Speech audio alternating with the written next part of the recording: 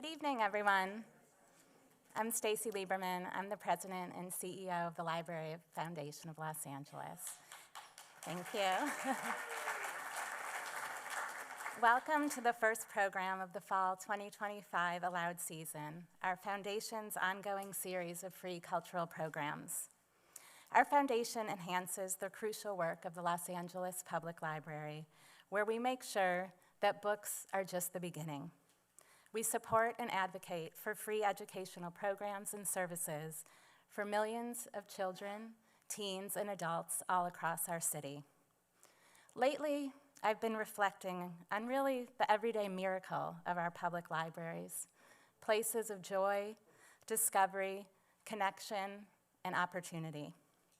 At a time when intellectual freedom and democratic values are being stifled, books are being banned, and access to civic and public goods like education, parks, radio, and even health information is shrinking, our libraries stand strong.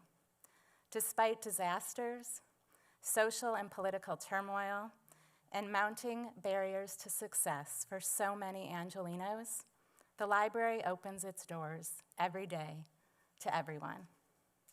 I believe libraries are the path forward, ensuring equitable access to key resources, advancing literacy and knowledge, and nimbly responding to the many evolving needs and challenges of our diverse communities.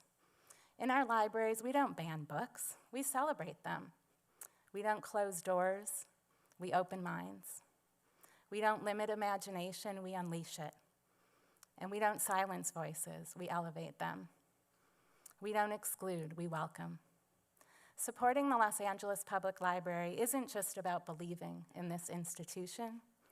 It's about believing in the people who walk through our doors every day, their dreams, their potential, and their power to transform their lives, families, and communities. Because beyond books, the library is where together we imagine and write the future we want to see. Thank you so much for being here tonight for this important conversation. Please stay curious, stay connected, and join us in amplifying the promise of the Los Angeles Public Library. It's now my pleasure to introduce my Library Foundation colleague, Jess Strand, our Senior Director of Programs and Strategic Partnerships. Thank you.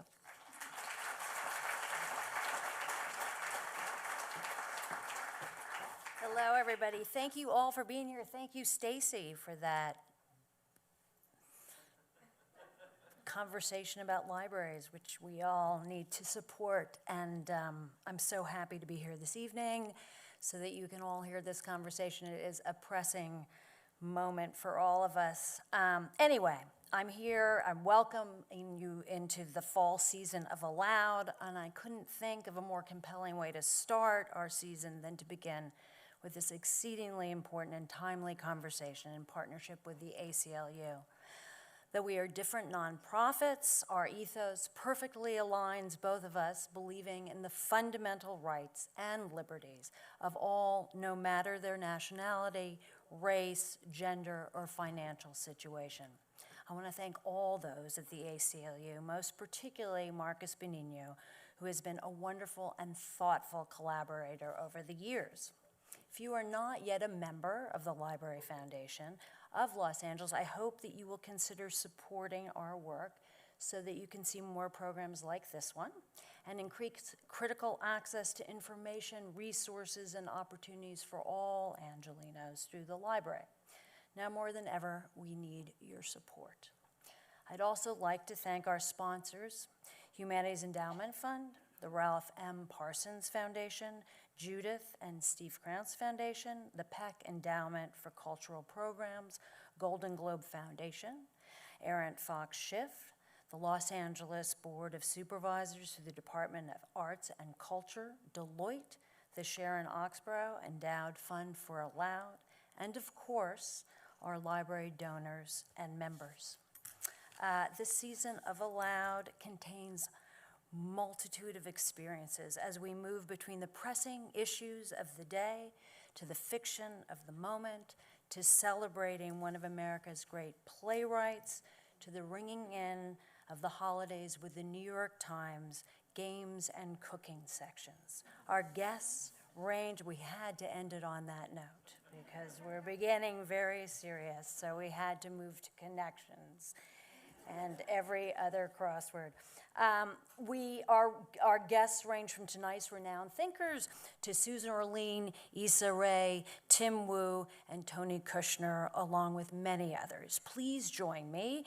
We would love to see you all there. For further information, go to lfla.org/allowed. Now, let me welcome Marcus Benigno, the Chief Communications and Marketing Officer of the ACLU of Southern California, who will introduce tonight's renowned guests. Thank you very much.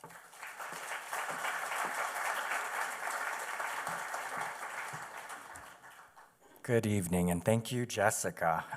We at the ACLU of Southern California are so proud to co-produce tonight's important conversation on Ben Rhodes' timely book, After the Fall. As Jessica mentioned, tonight's program is the first of our three-part We the People series on this very stage, and open forums like the ALOUD series are so critical to a functioning democracy.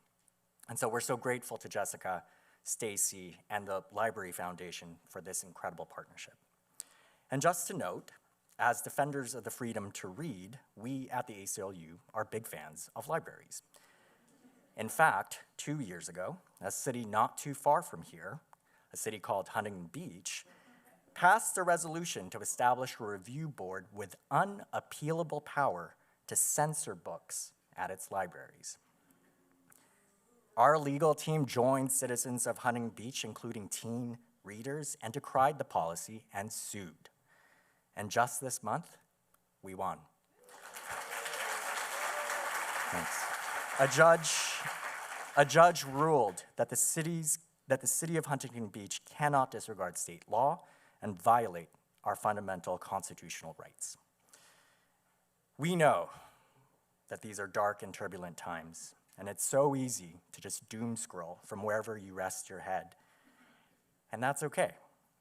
But we appreciate you all of you, for showing up this evening. If there's one thing I hope you'll take away from tonight's conversation, it's that, truly, you are not alone in this struggle. Look around you. There are lawyers, day laborers, organizers, advocates, clergy, teachers, librarians across the Southland on the front lines, caring and defending our communities. So we hope this conversation will inspire you to continue to be engaged. And of course, there's always the ACLU. So if you're not a supporter or member yet, please consider joining through the QR code on the screen or at a table outside or at aclusocal.org/fundthefight. And now, to introduce our speakers. Ben Rhodes is a contributing opinion writer for the New York Times, co-host of Pod Save the World, a contributor to MSNBC, and the author of 2 New York Times bestsellers. The first we're discussing this evening, After the Fall, The Rise of Authoritarianism in the World We Made, and The World as It Is, a memoir of the Obama White House. From 2009 to 2017, he was a deputy national security advisor and speechwriter to President Obama, participating in all of the president's key decisions on foreign policy. His work has also been published in the New York Review of Books, The Atlantic, and Foreign Affairs. Chandra S. Bhatnagar is executive director of the ACLU of Southern California. He joined the SoCal affiliate in July this year and has been a leading expert on civil rights and human rights.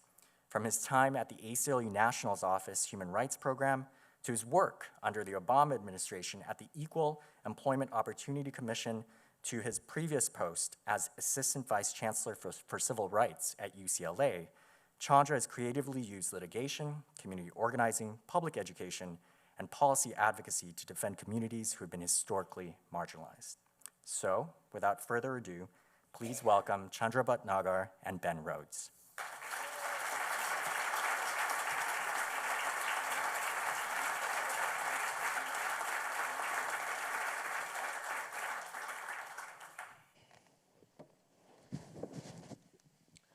Good evening, everyone.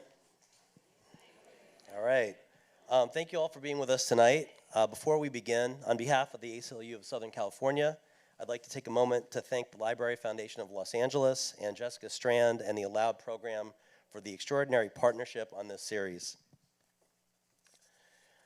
Ben, it's wonderful to be with you tonight. I'm very much looking forward to our conversation, and we have somewhat of a shared connection as New Yorkers who served in the Obama administration and who, post-2016 election, have relocated to Southern California.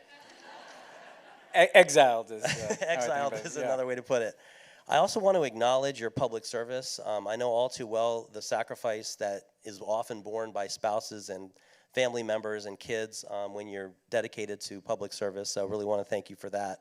And as we're here tonight to talk about, I want to thank you for your book, After the Fall. For those who haven't read this book, it's essential reading for those who are trying to understand and grapple with the new reality that we're living through and thinking through. And my first question really deals with some personal reflections that you offered in the book. You wrote that in your experience, it's best to understand global events through the perspective of individual lives. And you do a wonderful job of kind of tying together the individual stories of a number of people who have one thing in common. They're fighting for a democratic future in their country. So I'm wondering if you could share some of the common threads of authoritarianism that you discovered through the conversations with these activists and how it informs what we're seeing across our country and the world. Yeah, well, look, it's great to be here, and I'm so glad to be in conversation with you, and thank you all for coming out. I think in these times it's even more important than ever that there's kind of communal spaces where there's kind of an active civil society, and that's what we're all a part of here. That's the hopeful point I'm going to make, and now we're going to kind of plunge into a little darkness, so just come with me, it's okay. And it's funny because this book came out, I wrote this book mostly through the first Trump administration. I remember I handed the book in on January 6, 2021. And it came out a few months later, and one of the reactions was, well, this is pretty dark. And weirdly, it's kind of aged into greater relevancy, you know. But to your point, what I did in the book is I looked at what the authoritarian playbook is. And I could have focused on a lot of countries, unfortunately, but I picked four: Hungary, Russia, China, and the United States. And I tried to tell the story of what had happened in each of those countries through individuals who were in opposition in those countries. What is their experience of authoritarianism? And what can they tell us about living under the experience of going through this playbook? And to get to your question about individuals, the starting point for the whole book was in, I think, 2017, late 2017, I was in Europe and I met with a Hungarian activist. He's an anti-corruption activist. And Viktor Orban, the Prime Minister of Hungary, who's been somewhat of a template for Trump. If you want to predict what Trump's going to do, just look at what Orban did in Hungary. And by the way, I'll get to this, but if you want to know what Orban did in Hungary, you have to look at what Vladimir Putin did in Russia. And I asked him, his name is Shandor Lederer, I said, Shandor, how did Hungary go from being a liberal democracy to essentially a single-party autocracy in less than a decade? And he said, well, that's simple.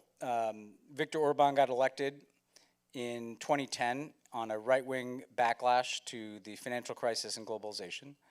He packed the courts with far-right judges who would find in favor of his power grabs.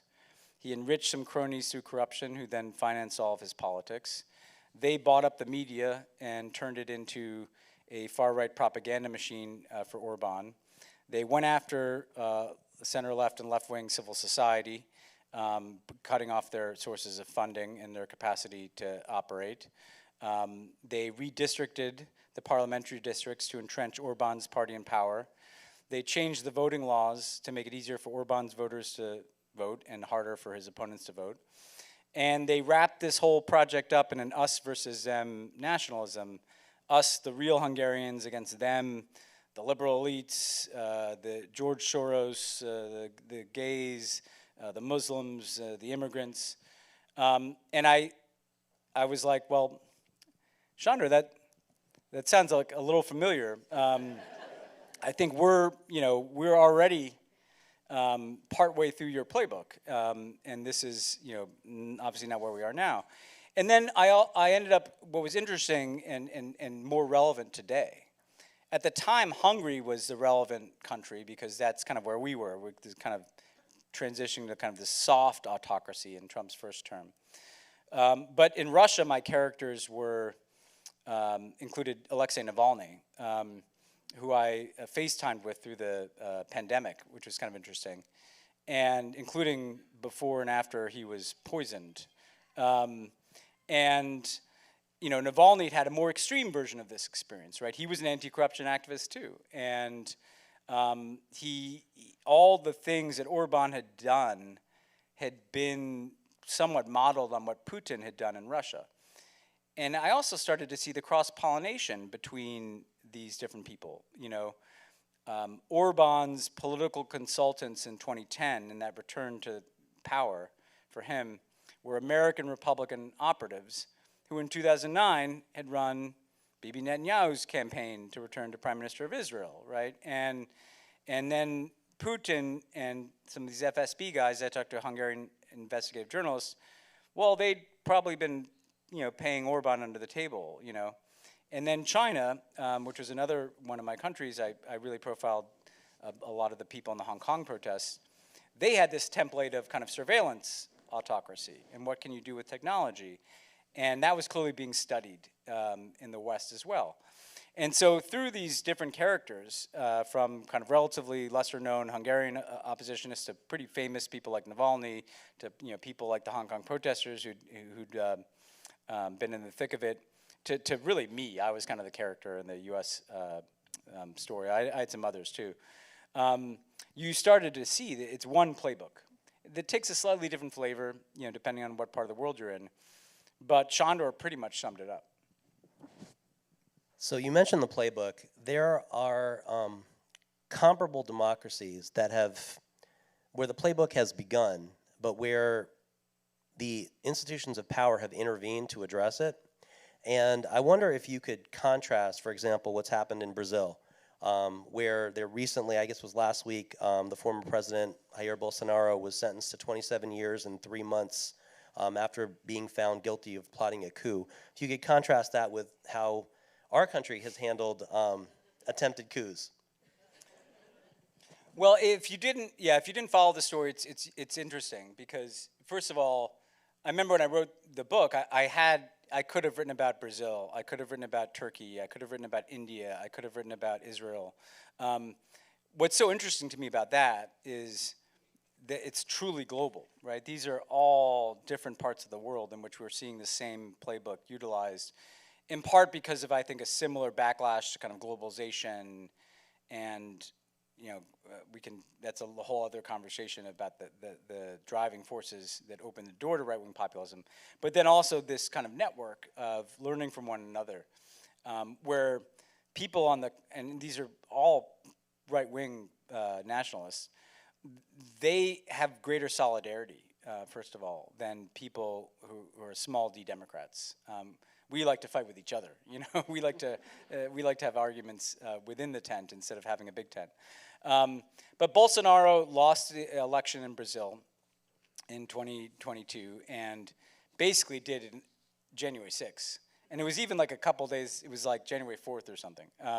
But same thing, he said that the election was stolen, he incited a large mob, they stormed the Brazilian parliament, they tried to overturn the election and failed, a bunch of the protesters got arrested. What was a little different is in the charging case against Bolsonaro, there were also plans to assassinate Lula, the president of Brazil. So it went a little bit farther, but it had a lot of commonalities. I think what's interesting is, look, the Brazilians just started prosecuting him right away, and they didn't apologize for it. They were called autocrats. They were called names. They were accused of being engaged in lawfare. They said it was a hoax. Donald Trump Jr. is very close to Bolsonaro's son.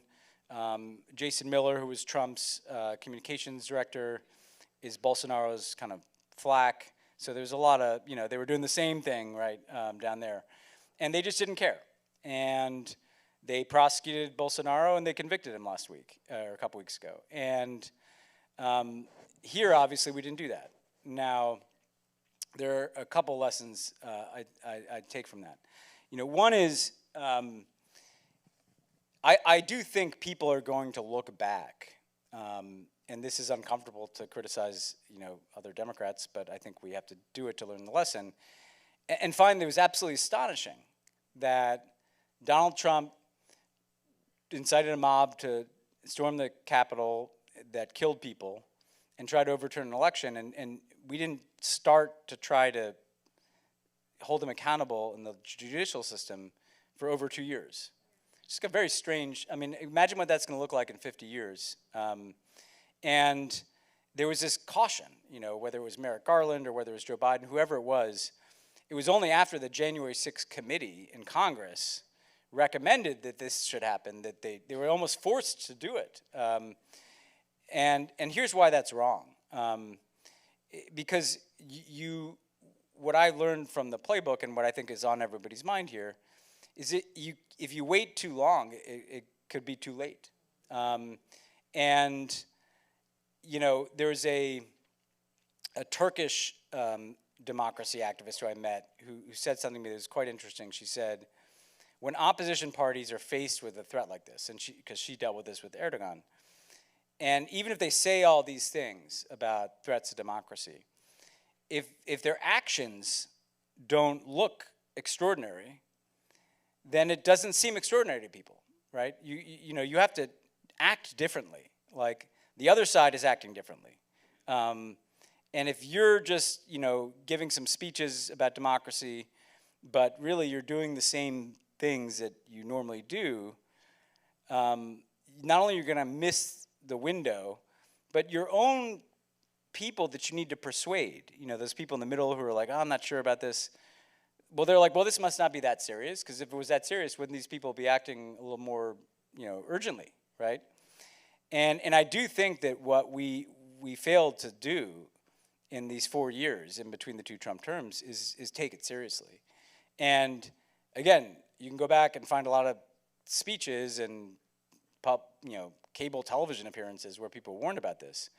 But if you look at the actions, they were pretty normal, And even this insistence on, well, we're going to kind of slow roll these prosecutions because they might be divisive, The other side doesn't care if they're divisive. Maybe I can ask you as a follow-up, in addition to failing to hold the perpetrators of that action accountable, the consequence of that is what our government has done now in response to the Brazil conviction. Maybe if you could speak to that a little bit about how we've responded to what the Brazilians have done. Yeah, and this is really important because, again, I think it is important for people to situate what's happening here as global, because in one way it's kind of almost, I don't want to say reassuring, but it reminds, I think Americans sometimes, because we have such an exceptionalist mindset, we see ourselves as not a part of the world. But we are a part of everything that is happening in the world. And there is a networked far right in the world. And so after, or even before the prosecution, Trump announced a 50% tariff on Brazil because they're prosecuting Bolsonaro. Then he sanctioned using what are called the Magnitsky sanctions. These are sanctions for human rights violators. These are sanctions, there's a little irony here.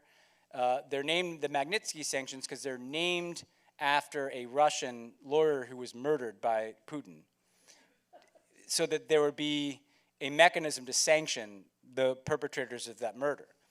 So turning things inside out in an Orwellian way, as is our life now, they used those sanctions to sanction the judges who were prosecuting the case against Bolsonaro. So the United States of America has sanctioned the judges and tariffed the country that prosecuted someone for trying to have a military coup. That's kind of where we are. And I think we have to understand that there's an investment not just in the success of a certain brand of right-wing autocratic politics in this country, there's an investment in it's not just that they want to stamp out democratic, and I don't mean the party, I mean small d democratic opposition in this country. There's an effort to stamp out small d democratic opposition globally. And that is the scale of the moment that we're living in. So I'm now going to steer us from the global a little bit more to the local. After your travels, as we discussed, you shifted your life to LA.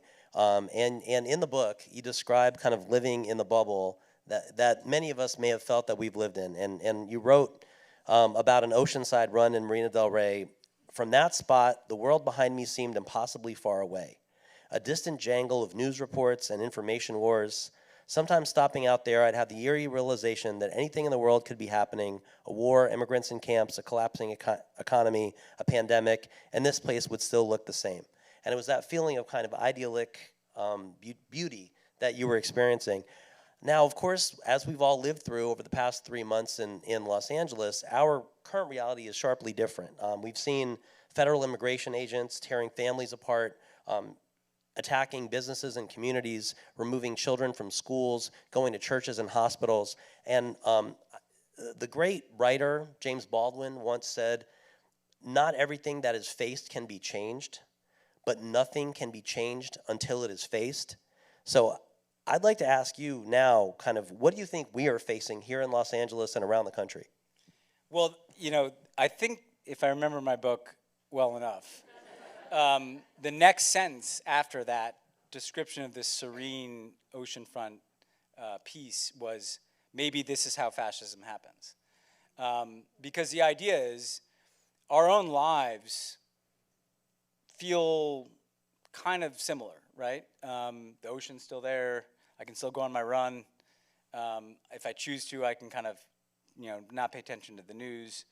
And it made me, I think in LA in particular, because it's so beautiful and the weather's always kind of the same, and we are kind of far away from, some things, it can kind of feel like, well, if it's so bad, why does everything kind of feel the same here? Now, obviously, as you point out, it's come here, right? I think one thing that people need to really take seriously, and I mentioned this to you before we came out here, is that we're, 7 or 8 months into the first Trump term. That's not how we should think about it. We're 9 years into the Trump era. So we're later, we're later on the spectrum than we like to think. We're not at the beginning. We're like pretty far along here. And so now we're in the phase where, and this is the phase of the playbook, where the military's in the streets and they're coming into our communities. But even then, it was interesting, there was an ICE raid that I heard about a block and a half from where I live.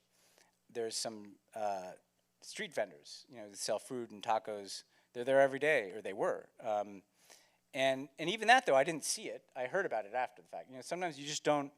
It's not like it's not like people are going to goose step down your streets, right? Like there's still a bit of an invisibility, right? But there's an effort, I think, that's not coincidental, that if you look at the military deployments, it started in Los Angeles, then moved to DC, and now they'll probably move to Chicago. And if Zoran wins in New York, they'll move there. These are blue cities and blue states and diverse communities, right? And so this is not happening by accident either. I think that, what does that mean for us? Part of what I found in talking to people is, if you're going through this, you kind of have to do two things simultaneously. Number one, you have to help individual people, right? If there are individuals in your community, and the ACLU does a wonderful job of this, that you can help, try to protect them, try to support them, try to give them resources, try to make them feel less alone, give them a sense of solidarity, right? Because what an autocratic system counts on is two things: cynicism and apathy, right? The cynicism that, oh, nothing matters, and the apathy that, oh, nothing can change, right? Well, you can change individual cases. You can try to help one person, and that one person matters. The whole brand of autocratic politics is designed to make you think that that individual doesn't matter. If you insist on the dignity of every individual, especially in your community, and you insist on communal solidarity, that is ultimately the antibody, right? And I think LA showed that, I mean, I think LA showed that very admirably. And then simultaneously, then you have to be building back a political movement that can kind of wrest power back at some point. So that's, I mean, I think we have to see that that's not the last time the troops are going to be here. And it's certainly not the last time, I mean, ICE is still here, right? I mean, you know, so we have to kind of bear that in mind, though, that we can't let that get normalized, because the effort is to normalize. The first time the troops are there, it's weird. The second time, it's still kind of weird. But the third time, it's like, oh, the troops are here, you know? And that's what you can't let happen. That's a perfect segue into really what I wanted to ask you about next is kind of the importance of us refusing to normalize authoritarian conduct. And you mentioned kind of the communities and people rising up courageously in MacArthur Park. I think it was July 8th. Military vehicles, troops on horseback with weapons of war entering a public park in the morning when children are having a summer camp, when folks are jogging and drinking coffee or walking their dogs. And it was the courage of everyday people in that park who wagged their fingers, who took out their cell phone cameras, who yelled at the troops and others. The mayor, to her credit, came out to the park and admonished the troops and said, "What are you doing here, essentially? Get out of here. You're not needed here." That, I think, is an example of the refusal of everyday Angelenos to normalize that sort of conduct. And that magnified times, you know, however much, it seems like is one of the elements of kind of engaged communities resisting this kind of creeping authoritarianism going forward. It is, and again, to offer some positivity here, you know, one thing we do have that a Hungary doesn't have, look, there's some, okay, I'll do the negative thing first and then the positive thing. The scary thing about what's happening is that America is much more powerful than any of these other countries, right? And so part of what has struck even me, who thought of myself as somewhat of a pessimist, and is seeing the playbook with the awesome power of the United States, right? Like Viktor Orban couldn't deport people to El Salvador, right? Because there's no country that would just bend to his will to take those people. Like even if Vladimir Putin couldn't just create an ICE out of whole cloth, like we've done in this country, you know, with the big beautiful bill, in terms of supercharging it. Like the U.S. military is obviously more powerful than the military. Like that's the bad news. The good news is America is an incredibly weird, decentralized system of states and cities and municipalities and counties, and I still don't understand how LA government works, and I've lived here for a little while.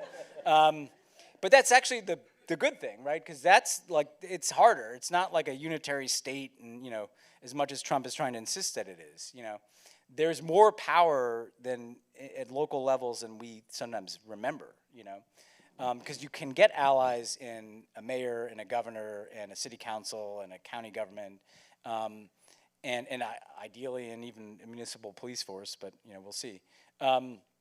But the other thing is, when communities find that power, it's incredibly motivating to people, right? You need to create like islands of solidarity amidst this storm, so that not only do those people in that park know that their neighbors are going to come to support them, but the act of going to support them is an empowering act. Mm. It kind of shatters that myth of apathy. It discards that cynicism, and it reminds people that they have agency and that they can take actions, and that those actions are not without risk, but the more people that do them, the lower the risk, you know, and that's why, you know, civil society is now a target, because organizations help make that easier, you know, like who can organize people and mobilize people and bring people together. But I think we have to remember that. I think one of the things we learned here in this city is that we do have agency, we do have power, and not just the power of a mayoralty, but the power of community, the power of solidarity, the power of organizations, community organizing, and you know, I think the more that power is asserted, the more it starts to build momentum into something that could be bigger, that could grow into a kind of a political movement that is going to be needed here in the next 2 or 3 years, which are going to be absolutely decisive for the direction of this country. So speaking of what will be needed in the next 2 or 3 years in the storm that you previously mentioned, I want to ask about something that's very much top of mind for many folks today who may have read it in the paper this morning or yesterday. Before I ask you the question, I'm going to read you a quote from Jon Stewart, one of our great comedians. "It's not the fragility of audiences. It's not the woke police that are going to be an existential threat to comedy. It's not the Fresh Prince. It's the Crown Prince. It's not the fragility of audiences. It's the fragility of leaders. Comedy doesn't change the world, but it's a bellwether. We are the banana peel in the coal mine. When a society is under threat, comedians are the ones who get sent away first. Authoritarians are the threat to comedy, to art, to music, to thought, to poetry, to progress." Now, Jon Stewart's a great comedian. He's not an expert in authoritarianism, but you are. And I wonder if you could comment on what happened with Jimmy Kimmel in light of Stewart's observations. Yeah, there's a couple of things I'd say. I mean, the first thing is just take the comedy piece to begin with, and then I'll get to the more structural thing that's happening. He's right. Comedians are kryptonite to autocrats. One of the things I did, and people ask me, what do you learn? Because I've traveled the world and talked to all these people that have been involved in campaigns against autocracy, and I've met some successful people. And the common ingredient in the successful strategies tends to be we had fun fighting autocracy. Like, it was fun. Yes, we were angry, but we didn't just show up and get angry. We got together and had fun. And particularly, and I've worked on campaigns. I mean, I worked on the 2008 Obama campaign. That was the most fun I've ever had. And that's why that campaign went well, is because everybody was having a great time, Because when you're having a good time, other people want to be a part of it. But also, it's easier to cut autocrats down to size with humor than it is with anger. Because anger is the terrain of the autocrat. Like, they want you to be angry. Because, nobody's going to be more angry than them,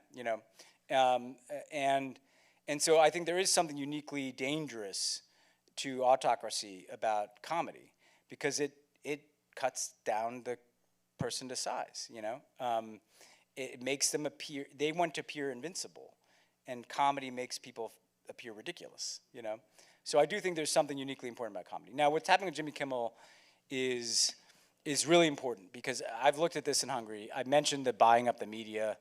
Putin did this. We need to wake up here. Look at what's happening. You had, in addition to these lawsuits against ABC News, Disney, against CBS, Paramount, where they just capitulated and paid essentially tribute, to the leader. You now have Trump autocrats buying the media.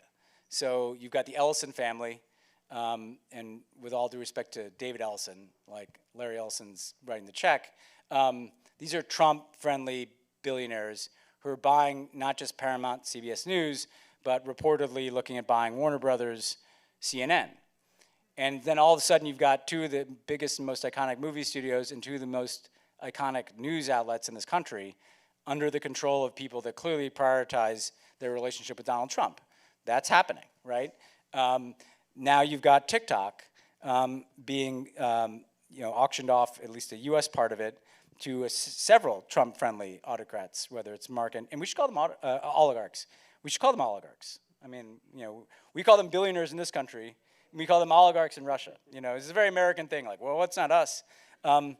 Well, that should make you a little uncomfortable. Like, how is that platform that 140 million Americans are on going to change? So you've got, Rupert Murdoch already controls his empire. I mean, there's a shrinking space here, And so when Jimmy Kimmel is suspended, it's not just that we lose his voice. That's a message to every other media owner and every other person who goes on television, which I do on occasion, that you better think about what you say. And that ultimately and I write about this in this book, it's not censorship, it's self-censorship that is the most dangerous thing. Sure, there's a North Korea where they write the scripts, but in most autocracies, they don't need to write the scripts. They just need to make people know that if you stray from what we want to hear, you are going to be punished. By your merger's going to be denied, or you're going to be sued, or you're going to be, targeted in some other fashion. And so I think we have to see the kind of structural strategy. It's not just about Jimmy Kimmel or Stephen Colbert. It's about the message to every media owner and every comedian and every news anchor about what you're allowed to say. And I'd say one other thing, because we should name this. Like, look, one of the things you can't do in opposition is succumb to the insanity and dehumanization of political violence, right? So shooting Charlie Kirk is both a horrific thing because it takes away somebody's husband and father. It's also like exactly the kind of pretext that can facilitate the acceleration of these kinds of steps. Because then they start to say, well, you can't say, and they've been doing this, you can't say pretty much everything I've said tonight because that's incitement to violence. Just describing what's happening is incitement. You're not even allowed to, we can call you whatever names we want. And I've been called a lot of names since I was in the Obama administration. But you're not allowed to say anything, right?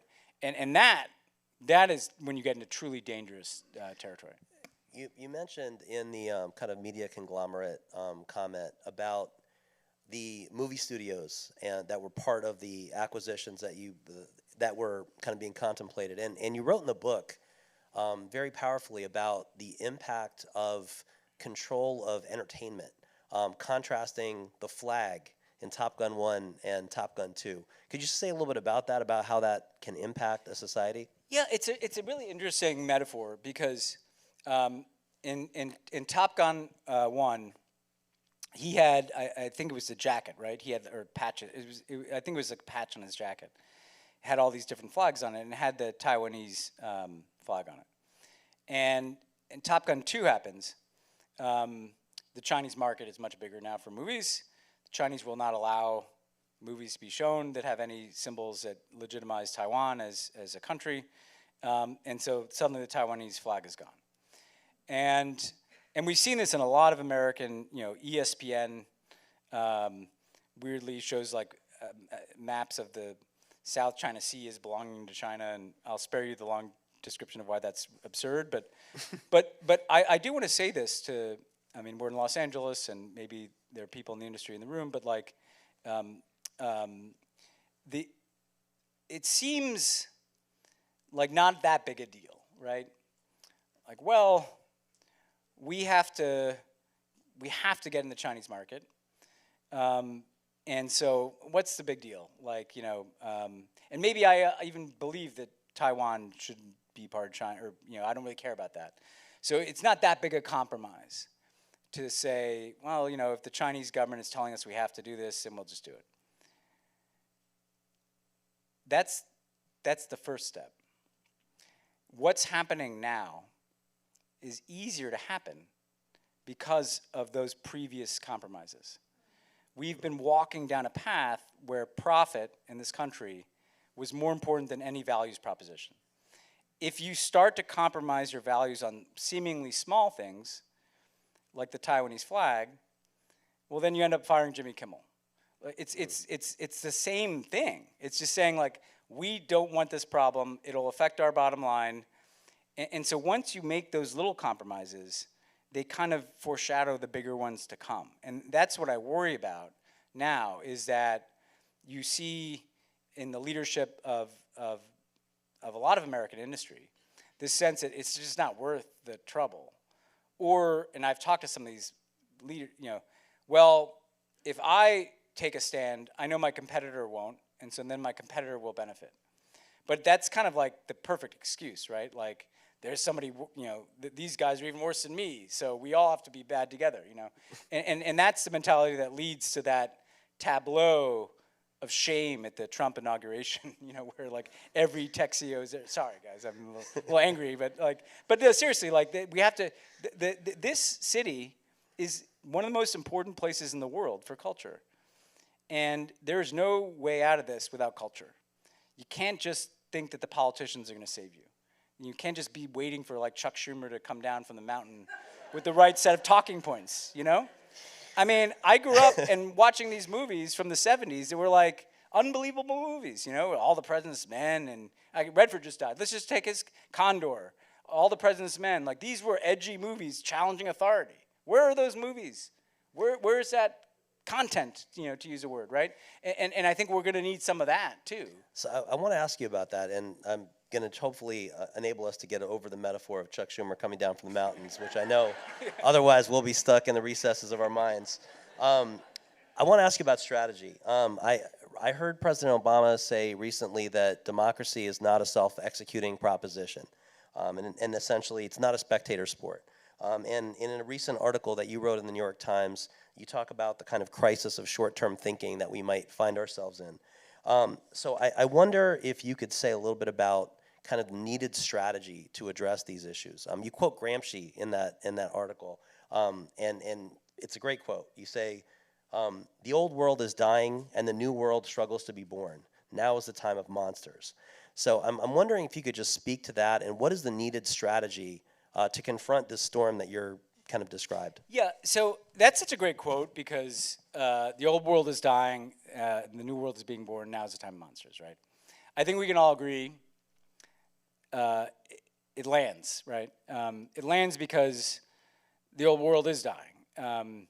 And I, you know, what's funny is I've now, you know, I was seen as like a young person in politics for a long time. I'm now a middle-aged person in politics. And so like the Obama years are suddenly this kind of, you know, old world, right?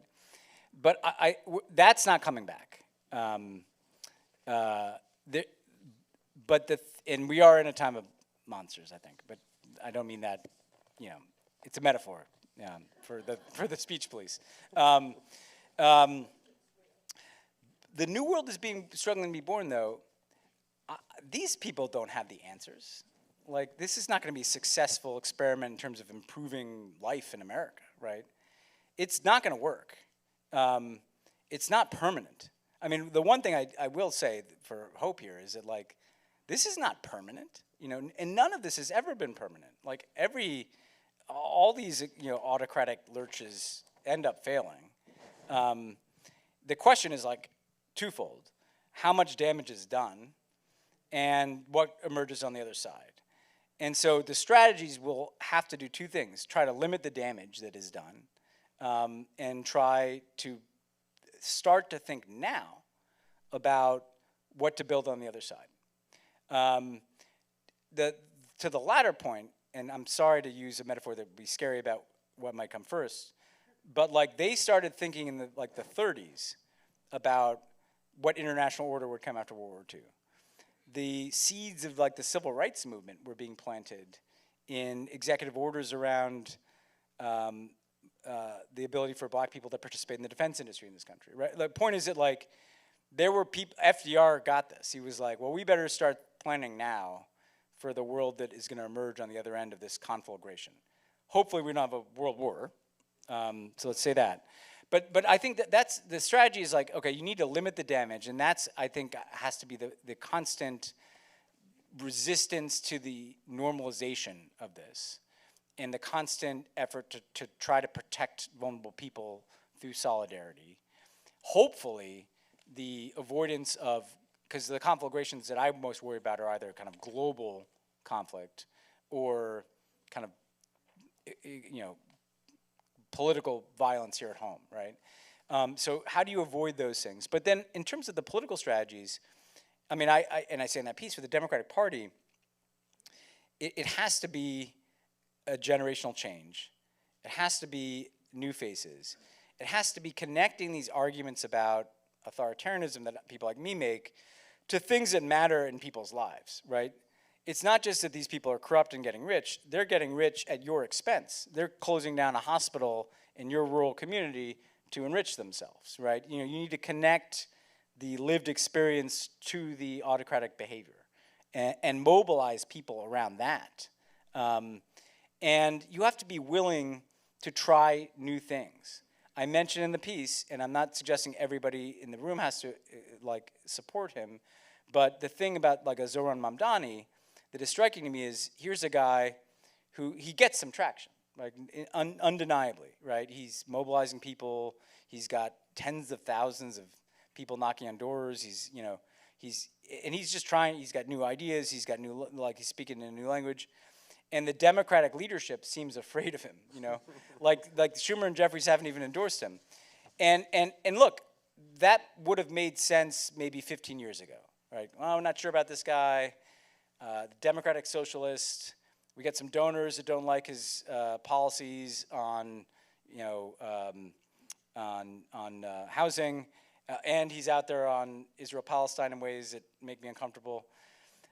If you are putting your finger in the wind today, I'm sorry, then get out of the way, because if you're not willing, if you're making decisions based on things like donors and they might criticize us, they might criticize you, they might throw you in jail, let's wake up to the moment that we're in, So you have to be willing to try and fail at something. You have to be willing to throw everything at the fucking wall, right? And some of it will stick and some of it won't, And that's the mentality that people are missing right now in the Democratic Party. It's like these people are asleep while they're ICE agents a block and a half, rolling up my neighbors. Where are you, right? And you have to be willing to embarrass yourself by getting it wrong one time to get it right the second time. We have to be trying new strategies with new people and new ideas, rather than looking we're using talking points that were focus grouped and polled, and then had a caucus meeting before we decided to put out a press release. You got me fired up, Ben. Sorry. There's so much to talk about, and we want to make sure that there's time for the audience to participate in the conversation as well. So I'm going to turn it over to our colleagues to take some questions from the audience.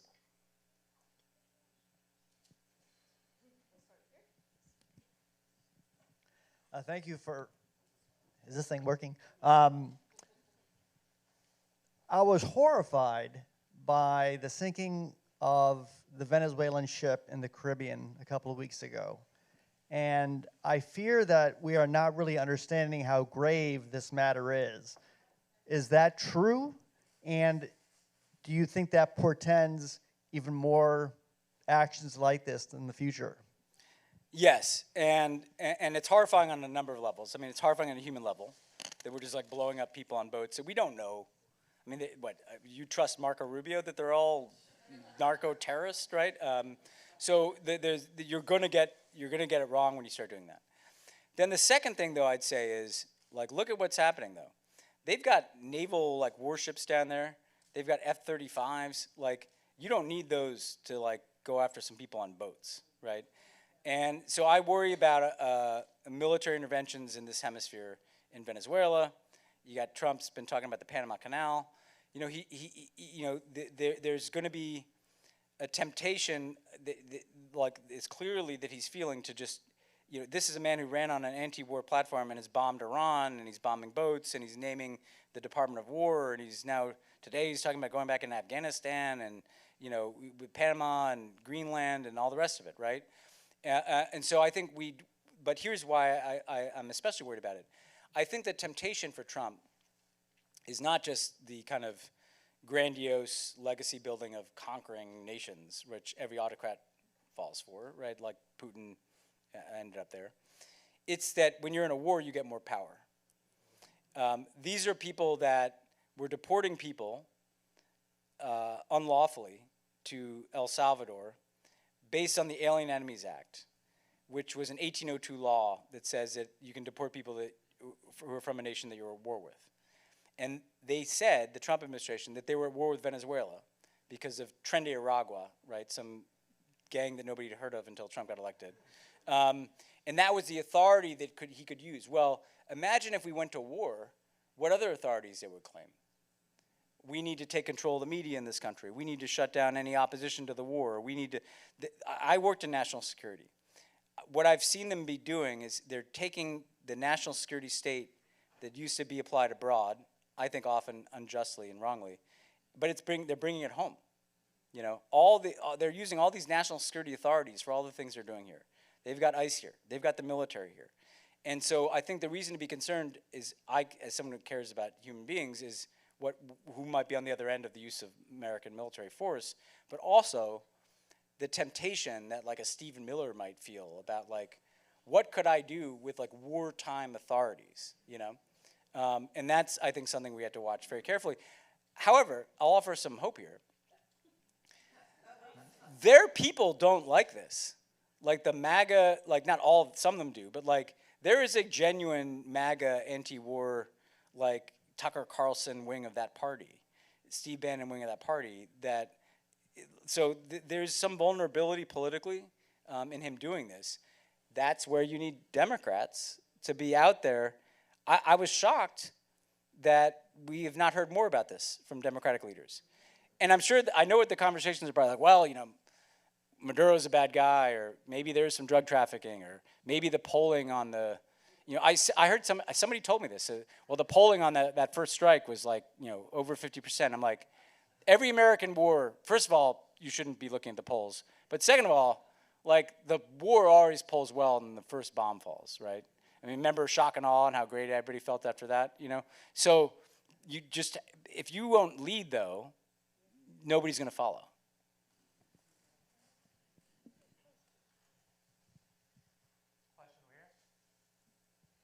Earlier, you were talking about MacArthur Park and the idea that the first people came out in protest and then other people came to join them. And it's important that people know about these things. And then you went on to talk about media being bought up. How do you have any ideas of how to make sure that moments of resistance are communicated to other people? Because otherwise you end up thinking you're on your own. I think, yeah, it's a great question. And look, I should say, I don't have all the answers here. Yeah.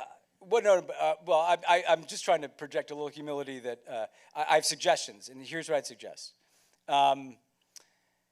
You need to try to mobilize communities of resistance, right?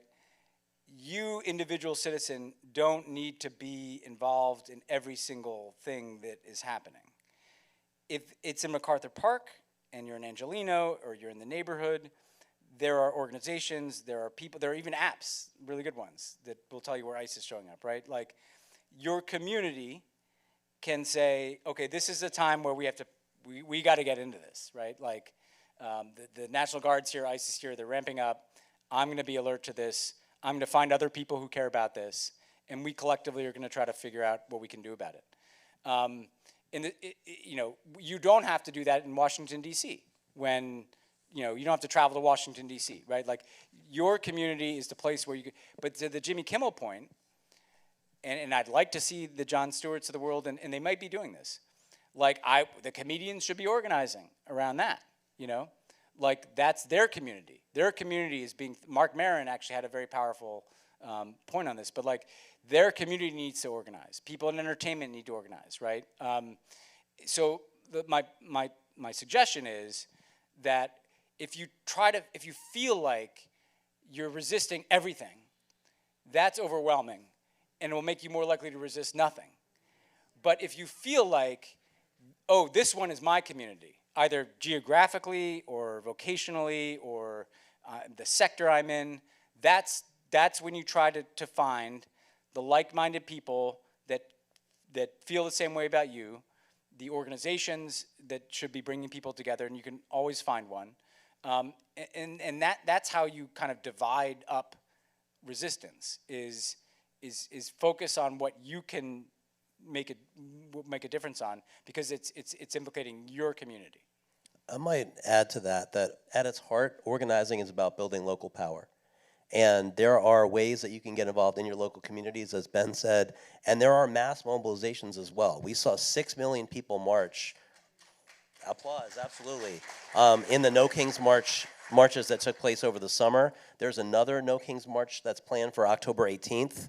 And that's an opportunity at a mass scale for folks to kind of demonstrate their commitment to protecting democracy and defending our Constitution. Also, if you can join a community organization or join the ACLU of Southern California, shameless plug for our website, please join, support us. There are definitely vehicles, there's lots of paths. Everyone can be involved, whether you're an artist, a musician, a poet, an IT professional. There are lots of ways you can contribute to a popular movement for democracy, and it really is important that everyone do something. Because as was said earlier, this is not a spectator sport. It's really going to take all of us. And one other thing I'd say too is that what I think we also need to do is think about, you know, you must know somebody, or probably we all know more than one person, but like who doesn't care about this, and you need to try to practice some persuasion. You know, you need to try to explain why this matters. Because ultimately, when you read about the history of this, there's always like an intensely supportive group of people of whatever the autocratic project is. There's usually an intensely oppositional people, but it's where that middle goes that matters. Part of why the No Kings marches matter is because you need to show people that there's a lot of people that are upset about this, but then you need to try to bring people into that community, you know? And so the hardest work is actually that, like, either activating people who are passive or persuading people who thought this maybe was a good idea.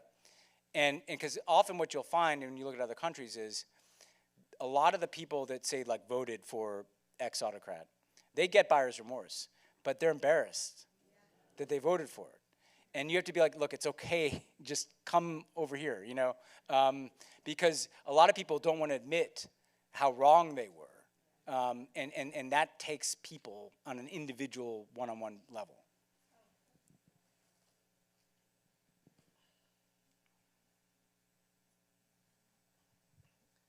Cool. Thank you for the thoughtful discussion. My question is regarding the BRICS nation. Is there some form of historical precedent or playbook that those nations are doing, and possibly how does it affect the current administration or the U.S. going forward?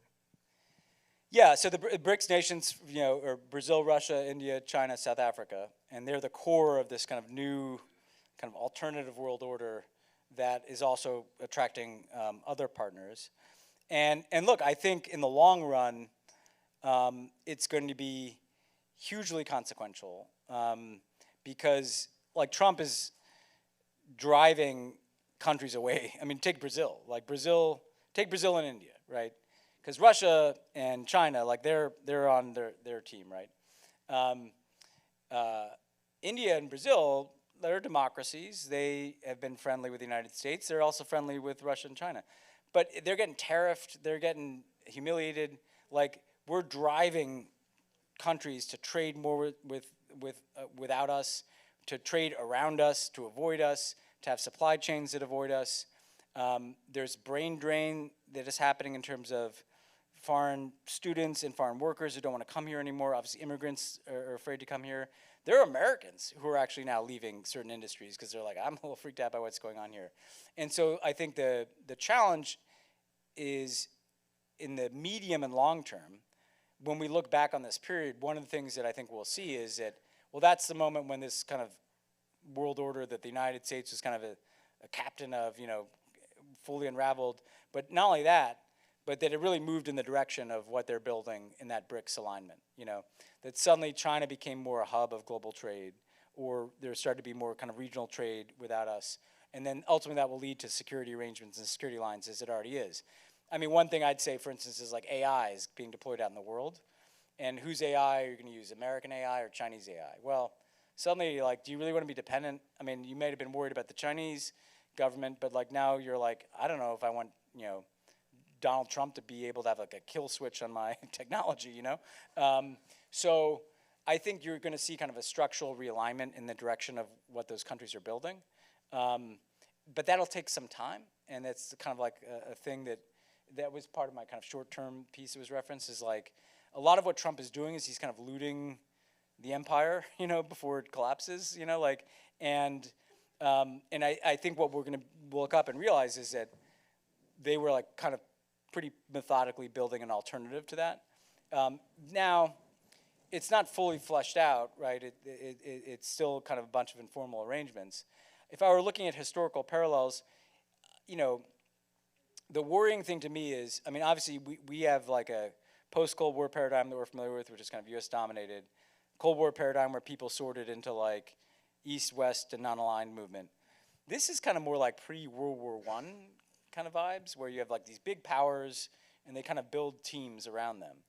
And the concern is that ended in World War I, right?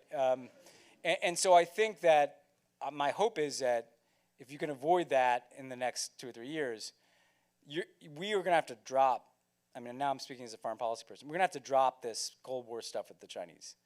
Like, we're going to have to come back and make some arrangement. You know, we're going to have to accept that there's a world that America can't dominate anymore. Like, a lot of what's going on is like the mentality of a declining empire. You just grab and, you know, you go turn authoritarian. We have to learn to live not just with each other in this country, but we have to learn to live with the BRICS countries as rising and emerging powers and not see them all as enemies or competitors or threats. Last question for tonight. Thank you. I think it was aggressive, passive-aggressive, and passive. What are you guys going to be doing about the hacking of IMEI addresses and IP addresses and creating larger conversations with ACLU at the front line, with BLM kind of like sitting there, knows what's up, and making sure that there's an understanding of Indians taking precedence and the politics that are going on as well with the hacking? The hacking of IP addresses of like BLM and of like activists and yeah. More like social media platforms and the information that's streaming in local zip codes and how it's able to connect with our ability to participate in civic engagement. Yeah. And yeah. how it, like, you know. Yeah. Yeah, no, I get it. I like, you're right to point this out because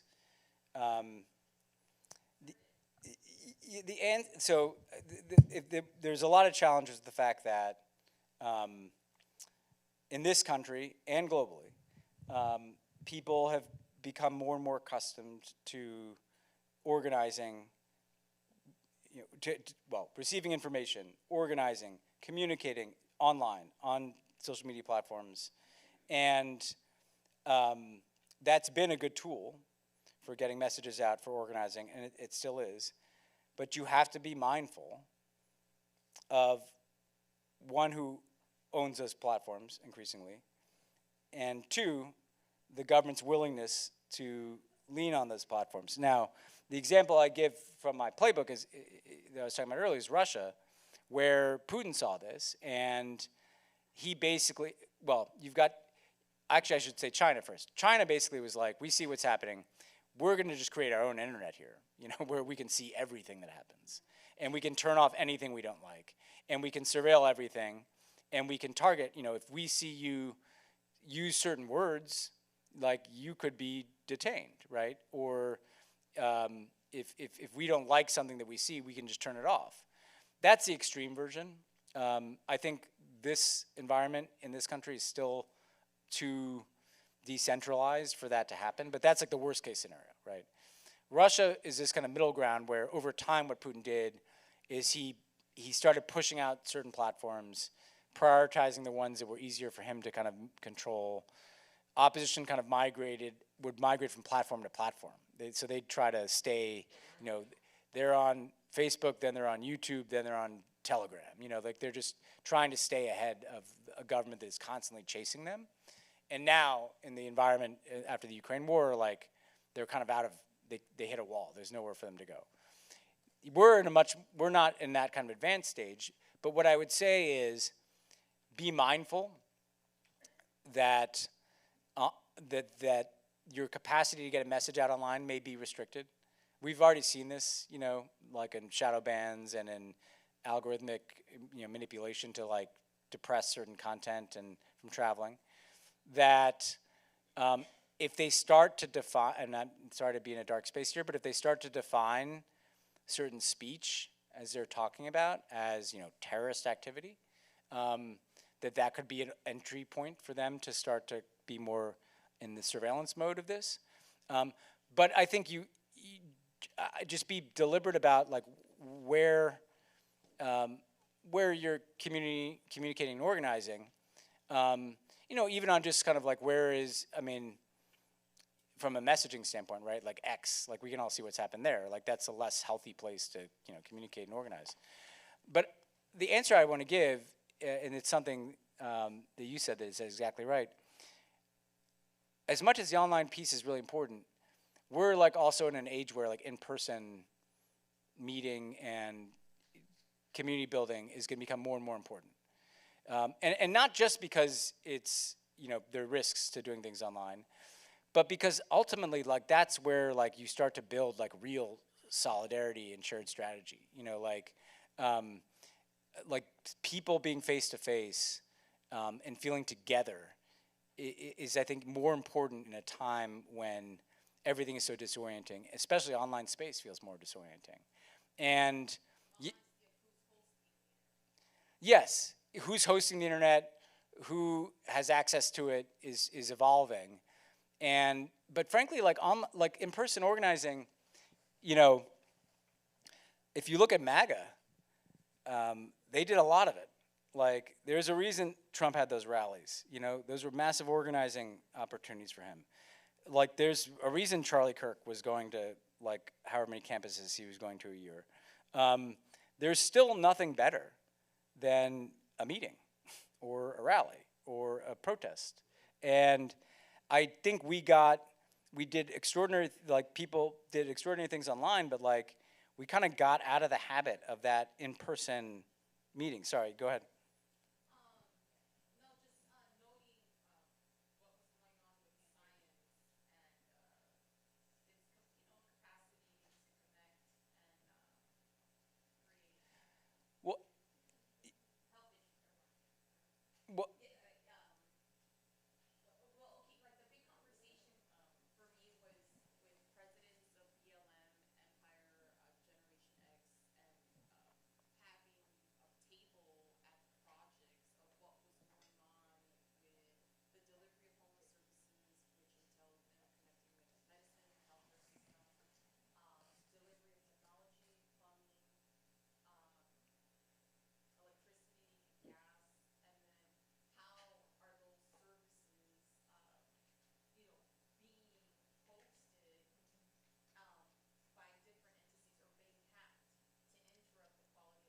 Oh, I see.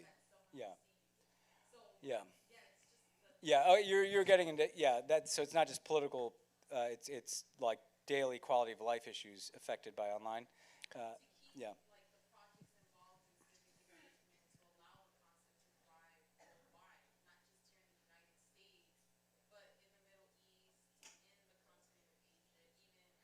Yeah. Yeah.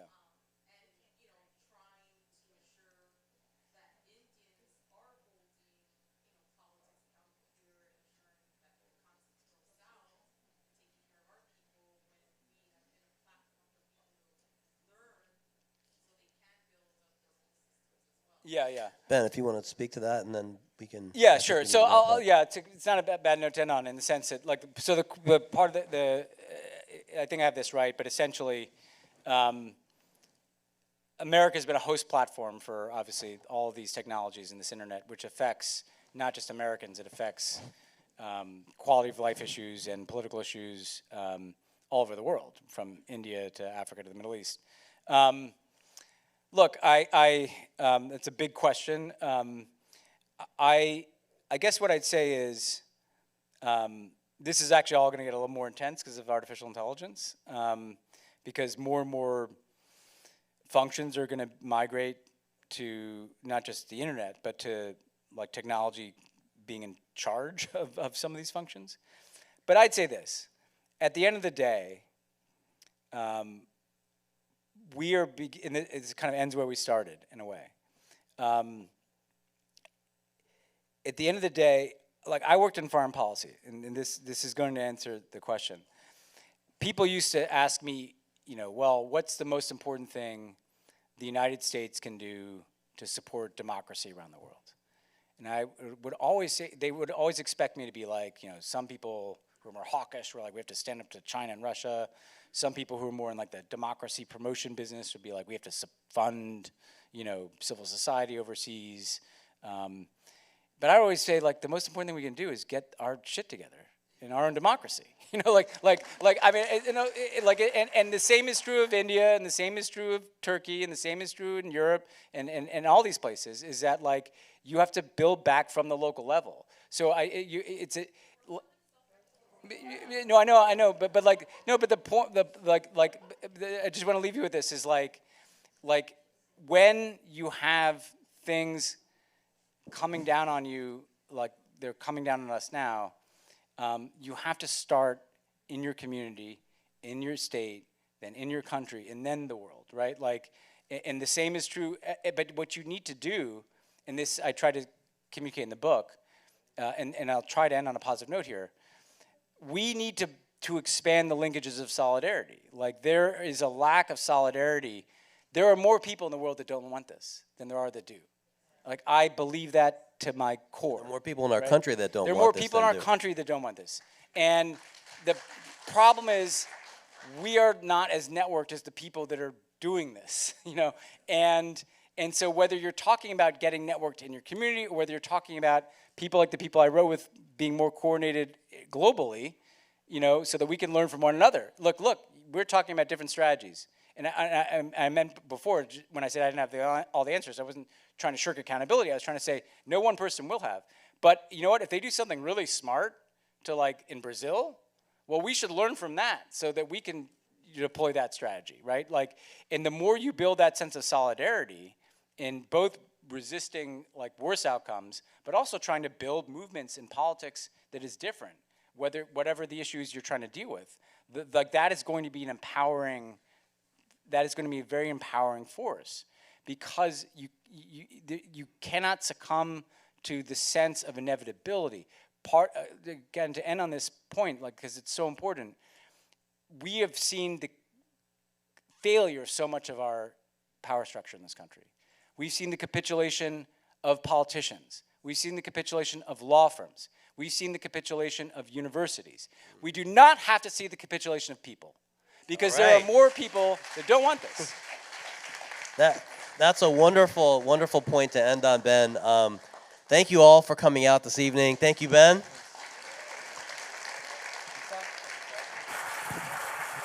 Thank you. I was gonna tell them about. Oh, yeah. Before you saying it? Yeah, I'll say. Ben's book is in the,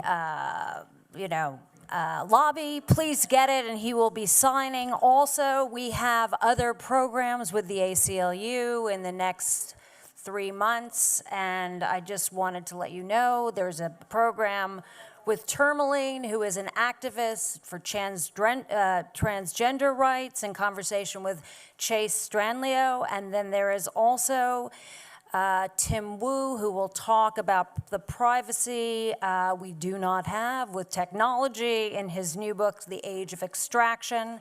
He will be in conversation with Mohammed Tazar of the ACLU as well. So thank you all for being here. Take care.